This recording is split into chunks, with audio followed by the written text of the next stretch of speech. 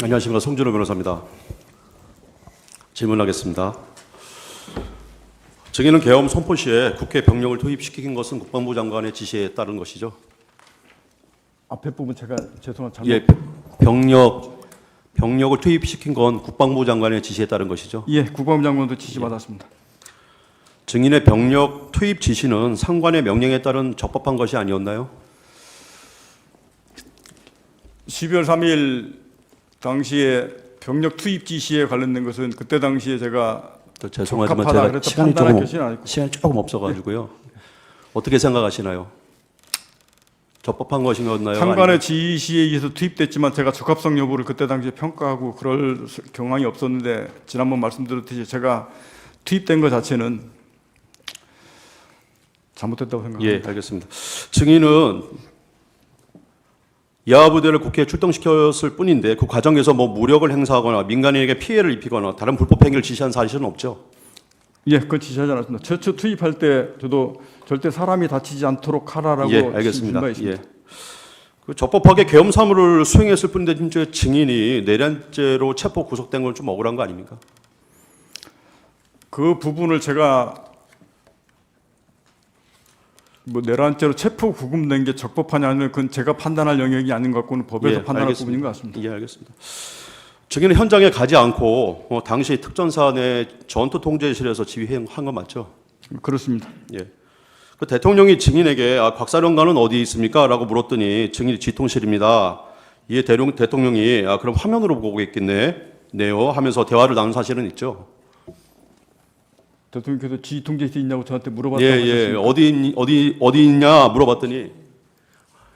어디 있냐 물어봤더니 예, 본인이 지휘통제실에 있습니다라고 답변을 해서 그럼 대통령께서 그럼 화면 보고 지휘하고 계시는구만요. 그게 12월 3일 날 예, 당일날. 헬기 이동할 때 그 말씀을 하셨다고 저한테 얘기하시는 겁니까? 아니요. 그렇게 물어본 적이 있냐고요. 제 기억으로는 대통령이 통화한 건 2번 있습니다. 예. 헬기 이동하는 상황하고 그다음에 국회의원 그 관련돼서 끌어내라고 말씀하셨던 그게 00시 30분 앞에 12월 3일 23시 40분경 이렇게 기억합니다. 예, 그러면 대통령님한테 지휘 통제실에 있습니다라고 대답한 거는 언제입니까?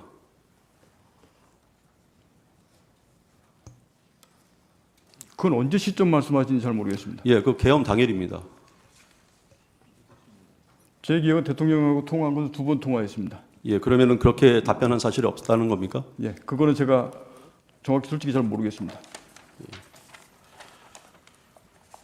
출동 당시 상황에 대해서 제가 질의하겠습니다. 증인은 계엄 선포 확인 후에 707 부대의 출동 지시를 내린 시간이 몇 시경입니까?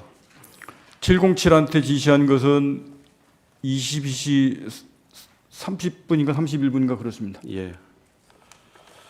출동이 늦은 이유가 간부들이 모두 퇴근한 상태에서 갑작스럽게 소집을 했기 때문이라고 그렇게 언론이나 아니면 국방위에서 진술을 했는데 맞나요? 707을 말씀하십니까? 아니면 전체는 예, 전체 그건 맞습니다. 왜냐하면 예. 그때 당시의 상황이 전 간부들이 다 정상적으로 퇴근되어 있는 상태이기 때문에 예. 그걸 제가 22시 30분부로 전 간부 비상 소집을 지시했습니다. 예. 그러니까 예, 알겠습니다. 증인은 계엄에 대비해서 707 부대에 미리 대기할 것을 지시하거나 간부들에게 미리 대기 지시 내린 사실 없죠? 707은 그때 당시에 그게 예, 아니요로만 좀 대답해 주시겠습니까? 미리 대기 지시 내린 사실은 없죠? 훈련하고 있었기 때문에 그때 같이 있었고 그러니까 계엄을 제가 대비해서 비상 계엄에 대비해서 미리 대비해라 23일 날 이렇게 말하지는 않습니다. 예, 알겠습니다. 707을 비롯한 예하부대 간부들은 계엄 선포를 전혀 모르고 있어서 평소와 다름없이 퇴근한 바 있죠? 일부 훈련하는 것 빼고는 예, 훈련하고 그랬던 걸로 예, 알고 있습니다. 알겠습니다. 707 부대 일부 병력이 계엄 선포 후에 출동했던 것은 계엄을 위해 대기시켰기 때문이 아니고 당시 707 부대가 야간 훈련이 예정되어 있어서 일부 부대원이 부대 잔류하고 있었기 때문이죠.